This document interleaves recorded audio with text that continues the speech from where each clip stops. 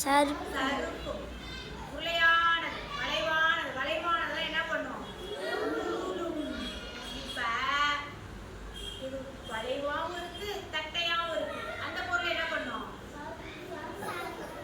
சறுக்கவும் செய்யும், உருளவும் செய்யும். பார்க்கலாமா? இப்ப நீங்க தான் டெஸ்ட் பண்ண போறீங்க.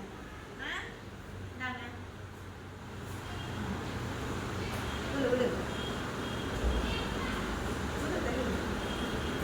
என்னப்பா பண்ணுது இது? என்ன பண்ணுது? இது என்ன பண்ணுச்சு? உருண்டுச்சு. இது என்னது? உருண்டுச்சு. இப்ப பார்க்கலாம். இத பண்ணு. அப்ப அது என்ன பொருள் இது? என்ன பொருள்? தட்டையான பொருள். நீ பண்ணு. இது என்ன ஆச்சு? என்ன பொருள்? வளைவான பொருள். இப்ப வளைவான பொருள் உருண்டுச்சு. இப்ப இங்க தட்டையா இருக்கு, அது எப்படி இருக்கு பாப்போம். சரி, என்னாச்சு? சறுக்குச்சு. ஓகே, அடுத்து ரெண்டு பேரும்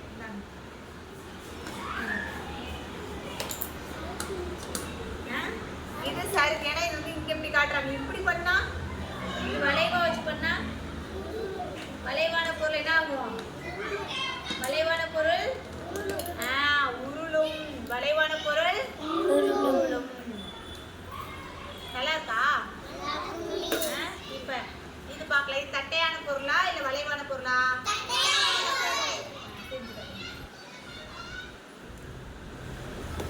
என்ன ஆச்சு? சறுக்கிடுச்சு.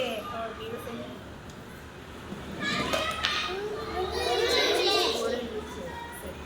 சூப்பர். இத பண்ணுங்க. என்ன பண்ணுச்சு?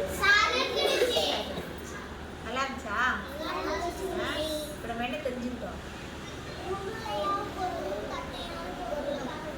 பார்த்துட்டோம். எது வளைவான பொருள் என்ன பண்ணுச்சு?